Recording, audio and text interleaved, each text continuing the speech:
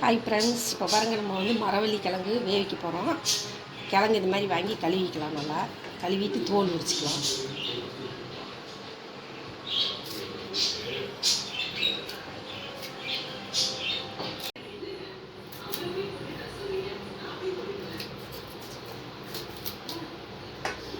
நல்லா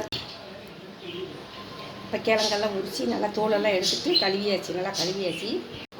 குக்கரில் தண்ணி வச்சு தண்ணி கொதிச்சிட்ருக்கு. இதுக்குள்ளே வச்சிடலாம். வச்சுட்டு மூடி போட்டு ஒரு 10 விசில் விடணும். அப்போ தான் நல்லா கிழங்கு 10 விசில் விட்டு எடுத்துக்கலாம். வேகட்டும்.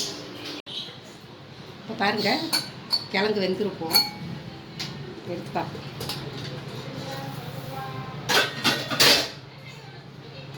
கிழங்கு சூப்பராக வந்துருச்சு பாருங்கள்.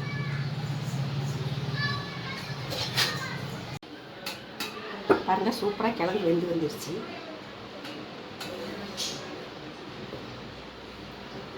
நல்லா கிழங்கு வந்துருச்சு பாருங்கள்.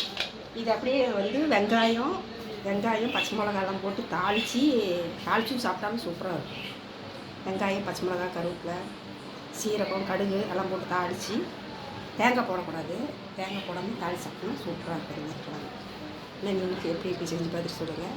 எப்படி இருக்குதுன்னு சொல்லுங்கள். சப்ஸ்கிரைப் பண்ணுங்கள். வாங்க சாப்பிட்லாம். பாய்.